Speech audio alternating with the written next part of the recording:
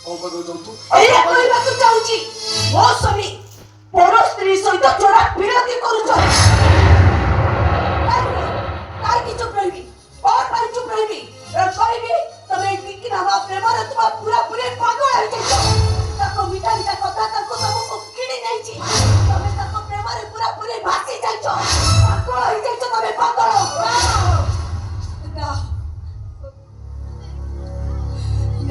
ତମେ ସେମିତି କହି ଏମିତି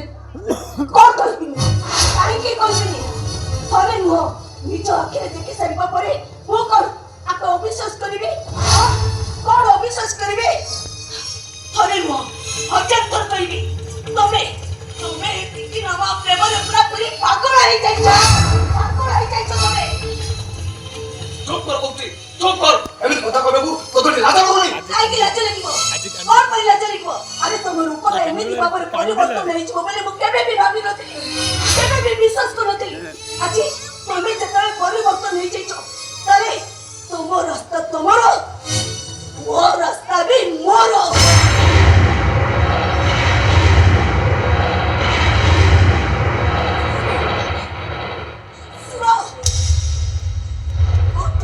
ଗୋଟିଏ ଦିନ ସମୟ ଦେଲି ଗୋଟିଏ ଦିନ ଭିତରେ ମୋ ରକ୍ତ ଭିଟା ଟଙ୍କା ମତେ ଦବ ତା ନହେଲେ ମୋର ମିଛି ମିଛିକା ବିଧବା ବେଶ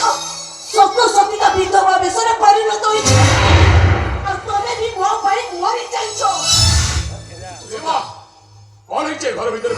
ଚାଲିଛି ବାପା କଣ ହେଇଛି ରେ ବୋହୁ ତମ ବୋହୁ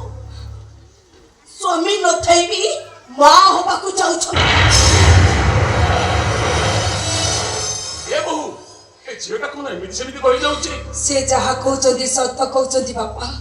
ମୁଁ ଏ ବଂଶର ଉତ୍ତରାଧିକାରୀଙ୍କ ଗର୍ଭରେ ଧରିଛି ମା ତୁ ଏକଥା ତ ମତେ କେବେ ଆଗରୁ କହିନଥିଲୁ କହିବା ପାଇଁ ମୋ ପାଖରେ ସୁଯୋଗ ନଥିଲା ବାପା ସୁଯୋଗ ନଥିଲା ମାନେ ମୁଁ ଯୋଉଦିନ ଜାଣିଲି ମୁଁ ଭାବିଲି ଏ କଥାଟା ସେ କଥାଟା କହିଥିବି ବୋଲି ହେଲେ ସେଦିନ ପୁରା ଆପଣଙ୍କ ପୁଅ ଆର ପାରିକି ଚାଲିଗଲେ ଆଉ ମୁଁ କହିଥାନ୍ତି କେମିତି ବାପା ମୋ ପାଖରେ ସମୟ ନଥିଲା ଏ ଭଗବାନ ମିଛ କହୁଛ ମିଛ କହୁଛ ପେଟରେ ବଢୁଥିବା ପିଲାଟା ଏଇ ସୁମସ ବେହେରାର ନା ନୁହେଁ ହଁ ଏ ଛୋଟ ହଉଛି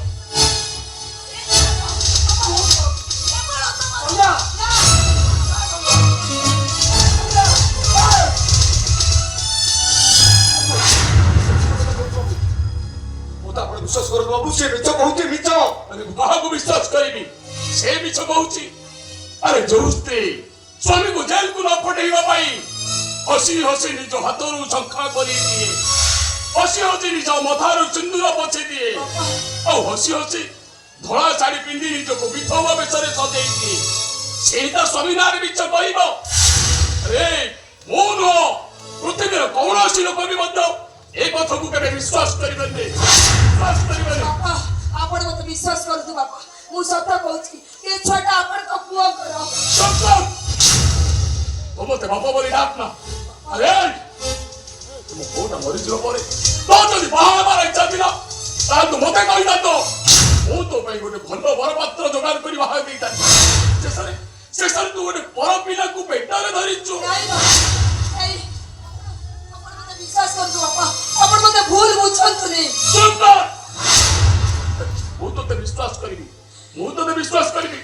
ଚାଲି ଯା ବାହାର ଯାଏ ଘରୁ ବାହାର ଯା ତୁ ଆପଣ ମତେ ବିଶ୍ୱାସ କରନ୍ତୁ ବାପା ମୁଁ ବିଶ୍ୱାସ କରନ୍ତୁ ମତେ ମୁଁ ସତ କହୁଛି ଏ ଛୁଆଟା ଏ ବଂଶର ଛୁଆ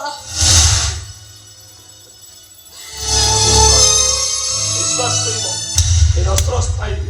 ଭୁଲ ଠିକ ବୁଝିବାରେ ସେ ଠିକ ଭାବେ ଜାଣିପାରିଛି ଭୁଲ ଠିକଟାକୁ ଏ ଦଶରଥ ସ୍ୱାଇଁ କେବେ ବି ସେ ଭୁଲ କରିନି ଆଉ ଆଜି ବି ମଧ୍ୟ ଠିକ ଭାବେ ସେ ବୁଝିପାରିଛି ତମେ ମରିଗଲେ ଏ ଘରୁ ଅଧା ଭାଗ ମୁଁ ପାଇବି କେମିତି ଘରୁ ଅଧା ଭାଗ ପାଇବୁନି ଆଉ ସମ୍ପୂର୍ଣ୍ଣ ଘରଟା ହଉଛି ତ